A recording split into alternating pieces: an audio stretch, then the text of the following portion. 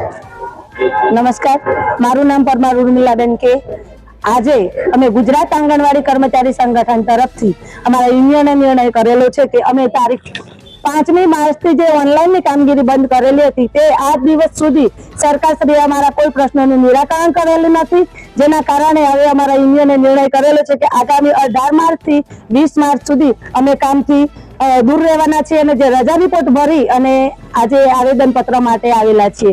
અમારી સરકારશ્રીને નમ્ર વિનંતી હતી કે જો તમારે અમારી જોડે મોબાઈલમાં કામગીરી કરાવી હોય તો 2022 થી તમે જે વાયદો કરેલો છે કે તમને મોબાઈલ આપવામાં આવશે તેની ગ્રાન્ટ પણ આપને ચૂકવાઈ ગયેલો હોવા છતાં આજ દિન સુધી કાર્યકર બહેનોને એક મોબાઈલ આપી શકતા નથી અને રોજે રોજ નવી નવી એપ્લિકેશનો લાવે છે।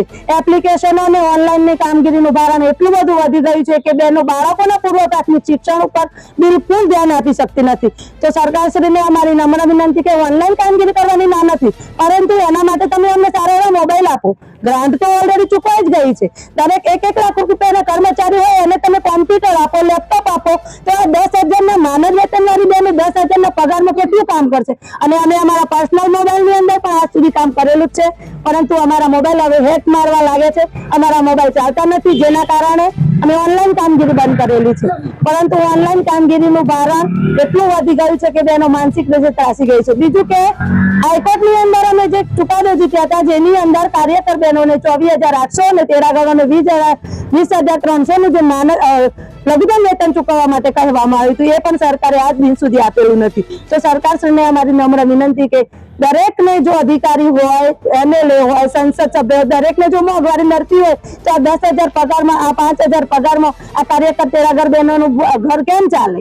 આ 3 દિવસની અંદર અમારા 18મી માર્ચથી પ્રોગ્રામ જે ચાલુ થાય છે એને સૌથી પહેલાનો 18 માર્ચનો દિવસ છે, એ દિવસે અમે તાલુકા પંચાયતે ધરણા કરીશું, પછી 19 તારીખે અમે જિલ્લા પંચાયતે ધરણા કરવાના છીએ અને 20મી માર્ચે પણ અમે ધરણા કરવાના છીએ। આંગણવાડી કેન્દ્રોને પણ તાળાબંધી કરવાની છે।